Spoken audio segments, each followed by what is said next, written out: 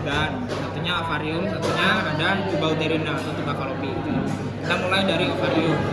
Ovarium itu kan struktur paling penting lah di sistem reproduksi wanita kan, karena fungsinya tadi untuk menghasilkan ovum, buat reproduksi untuk bisa difertilisasi kan butuh ada ovarium yang menghasilkan ovumnya tadi. Ovarium itu berarti homolog sama apa kalau di laki-laki? Testis. Itu letaknya ovarium itu di mana? Masa ovarika. Fungsinya tadi ada dua, dia ada endokrin sama eksokrin. Kalian tahu bedanya? Endokrin sama eksokrin apa? Endokrin untuk menghasilkan hormon, eksokrin untuk menghasilkan ovum. Ya kalau di sini ya, jadi dia ngeluarinnya estrogen sama progesteron itu sebagai hormon dihasilkan kalau fungsinya dilihat dari fungsi endokrinnya dan eksokrin. Tapi untuk secara general, endokrin itu berarti dia menghasilkan zat yang akan digunakan kembali oleh tubuh. Kalau eksokrin dia menghasilkan zat untuk pencernaan, bisa untuk tadi fertilisasi dan lain-lain. Dia mengeluarkan zat aja, tapi nggak tentu dibuat untuk tubuh kita kembali gitu. Itu bedanya eksokrin sama endokrin. Habis itu tadi ovarium itu ada ligamennya. Kalau yang melekatkan ke dinding lateral pelvis namanya? Ya, yang tadi. Suspensorium ovari. Nah, di situ ada berjalan arteri sama vena juga. Namanya arteri vena ovarika, sesuai namanya. Terus ada ligamen yang melekat ke bagian medialnya ke arah uterusnya, namanya ovari proprio. Dari segi embriologi, kalian ada yang baca embriologinya nggak? Tentang gubernaculum gitu-gitu. Kalau gubernaculum superior, dia oblitrasinya jadi yang suspensorium sama ovari proprio. Nah, kalau yang inferiornya dia jadi teres. Ligamen teres itu melekatkan kemana? Kalian udah uterus belum? Teres utari dia ke depan, ya dia melingkar, bisa masuk ke kanalis inguinalis, dia melekatkan ke bagian depannya. Kalau yang ke belakang tadi apa? Recto, ya, sacro atau recto uterinum. Balik ke uterus lagi. Habis itu ada ligamen yang duplikator peritoneum, mesovarium. Kalau di tubanya namanya meso. Jadi mesosalping, ingat ya, mesosalping sama mesovarium itu kenapa namanya beda? Karena khas di organ tersebut. Cuman dua-duanya itu termasuk dari ligamentum yang apa? Broad ligamen apa? Ya, ligamentum latum. Jadi ligamentum latum ini kan lebar tuh, dia kayak ada sayapnya. Nah itu kalau mesovarium sama mesosalping itu adalah bagian dari ligamentum latum tadi. Terus vaskularisasi. Oh ini dulu, margo. Ada batas-batas di ovarium. Kalau margo itu ada dua, ada yang bebas, yang nggak dilekati apa-apa, berarti namanya margo libera. Kalau yang dilekati sesuatu,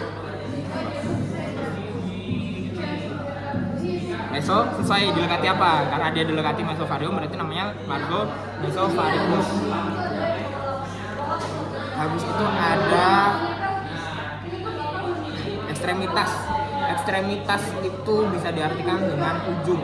Dia biasanya yang paling ujung dari organ tersebut kan bentuknya agak lonjong kan. Berarti ujung yang sebelah sini sama sebelah sini. Yang sebelah sini itu dia yang lebih lateral, dia arahnya ke tuba. Saya namanya ekstremitas tubaria. Kalau yang dia ke arah medial karena lebih dekat sama uterus, dia namanya. Habis itu vaskularisasi tadi. Ada apa? Arterinya. Arteri ovarika. Arteri ovarika itu keluar atau cabangan dari aorta abdominal. Jadi dari aorta abdominal, aorta descendens yang pembuluh darah besar, aorta ini turun terus langsung bercabang dia. Jadi arteri ovarika. Kalau di laki-laki dia namanya arteri testicularis. Nah, tapi biasanya kalau di textbook itu bukan jarang sih, beberapa kali itu ditemukan nulisnya bukan ovarika, bukan testicularis, tapi nulisnya arteri gonadalis. Gonad. Gonadalis. Jadi kalian jangan bingung misalnya kalian lagi baca Sobota misalnya ada arteri gonadalis, ini maksudnya apa? Itu sama aja sama ovarika atau enggak testicularis. Cuman karena nggak dispesifikin, makanya namanya arteri generalis. Terus ada arteri apa satunya? Yang dari uterus berarti arteri uterina. Arteri uterina tapi cabang yang mana? Karena dia cabangnya ke ovarium, ini namanya ramus ovaribus arteri uterina gitu ya. Jadi cabang ke ovarium dari arteri uterina. Kalau venanya dia ada anyaman khas, ini sering keluar. Plexus venosus, pampiniformis. Apa sih pampiniformis? Kita pecah dulu ya. Pampini sama formis. Formis itu biasanya berbentuk apa sebelumnya? Nah, berbentuk pampini. Nah, pampininya ini apa? Kalau aku cari itu pampininya itu bentuk alur batang atau akarnya anggur.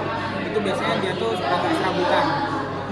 Atau tumbuhan yang serabutan biasanya disebutnya pampini. Nah, karena bentuknya ini di wanita sama di testisnya laki-laki itu biasanya serabutan venanya, makanya disebut pampiniformis. Dia bentuknya serabutan.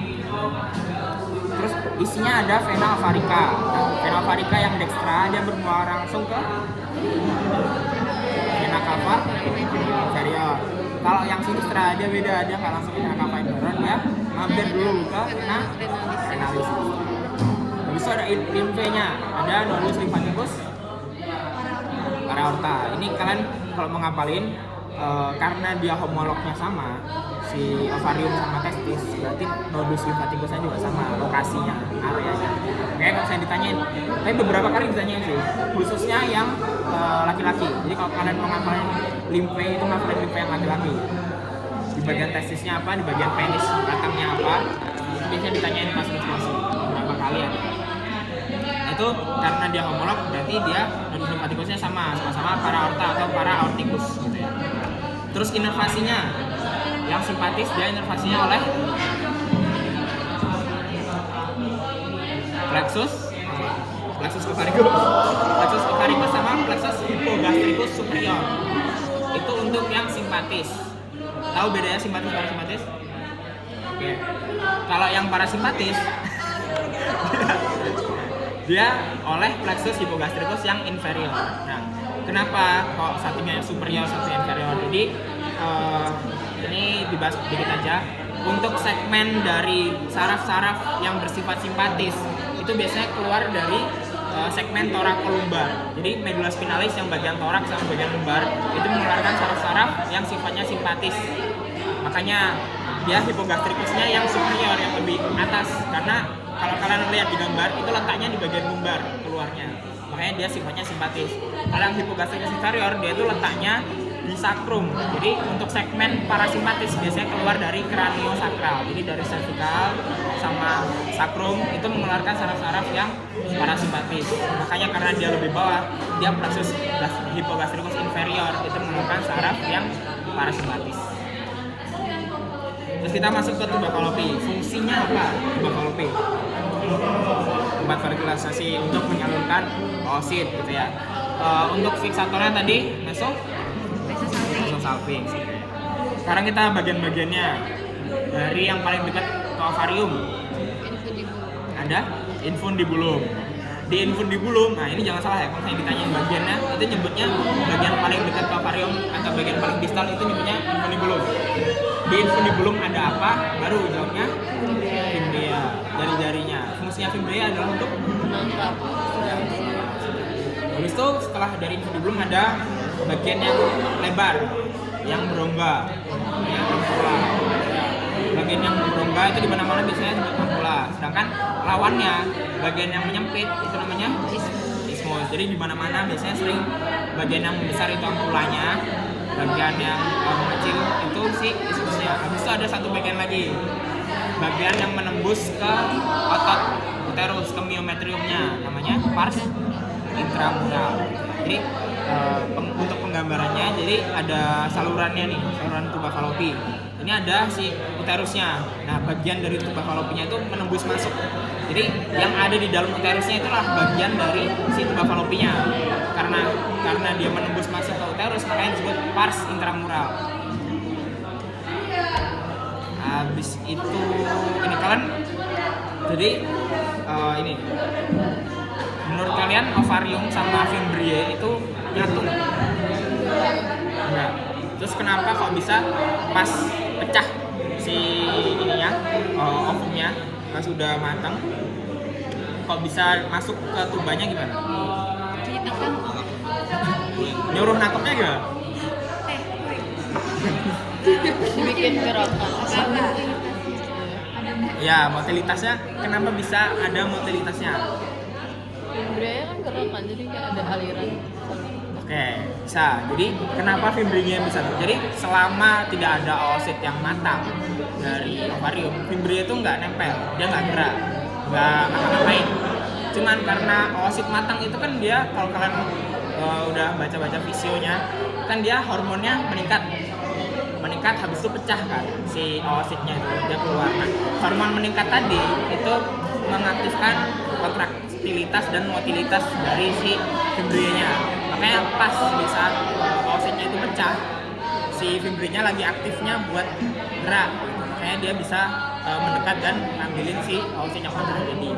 Nah, kalau ada ketidaksinkronan di situ, misalnya gangguan hormon terlalu rendah dan lain-lain, oositnya bisa jatuh ke peritoneum, ke kasum abdomen malahan, dan tetap bisa fertilisasi di situ tuh ada, kehamilan ektopik di abdomen itu ada. Jadi nggak di jalur reproduksinya. Jadi itu jatuh dulu baru fertilisasi atau fertilisasi baru? Jatuh dulu baru kan fertilisasinya tergantung sama sperma yang masuk ke tempat. Cuman kalau dia matang terus jatuh ke abdomen. Itu bisa tumbuh di situ. Tergantung ada tumbuhan apa enggak. Kalau jatuh nggak ada fertilisasi gimana? Diserap biasanya. Mati aja. Tapi kayaknya dia ada dua deh. Misalnya yang punya varika sama Gimana? ada yang punya varika yang Itu di PPT. Fibra ovarica satunya nempel, satunya satunya yang nempel fibra varika. Oh. Yang nempel namanya cuma oke, dasarnya ya.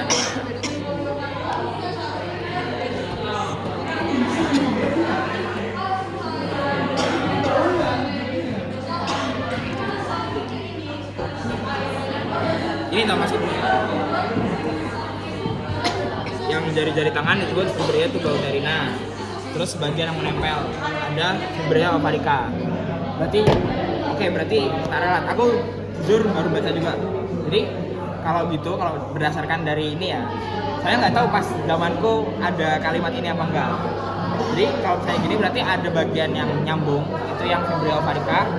Terus bagian yang nggak nyambungnya, nggak selalu tergabung ke ovariumnya, itu yang fibria tuba-uterina.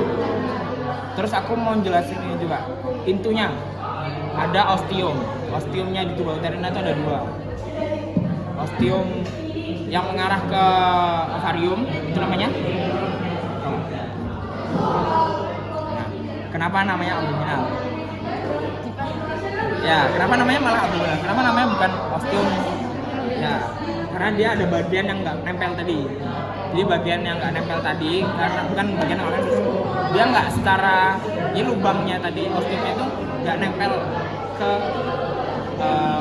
ovariumnya langsung, karena yang nempel kan cuma si fimbrianya tadi kan, pas ada fertilisasi gitu, pas ada pematangan oositnya. Nah, berarti si ostiumnya karena nggak nempel langsung, dia namanya bukan ostium ovarium, dia namanya ostium abdominal tuba-uterina. Sedangkan satunya karena dia langsung nempel ke uterus, dia namanya ostium uterinum tuba-uterina.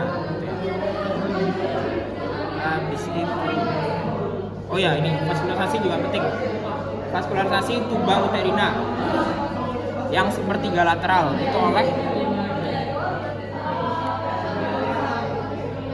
arteri. Ya, arteri ovarica. Kalau yang 2/3 medialnya itu dari arteri uterina. Ini maksudnya gimana? Jadi ini sesuai sama bagiannya aja. Jadi sepertiga lateralnya dari tuba-uterina itu lebih dekat sama ovarium. Ya, makanya dia divaskularisasi langsung ikut dari arteri ovarikanya. Sedangkan kalau 2/3 medialnya, jadi kalau misalnya tuba itu yang lateral yang dekat sama ovarium, yang medial makin dekat ke uterus gitu ya. Jadi makanya dia ikut arteri yang uterina. 2/3 medial ini biasanya keluar.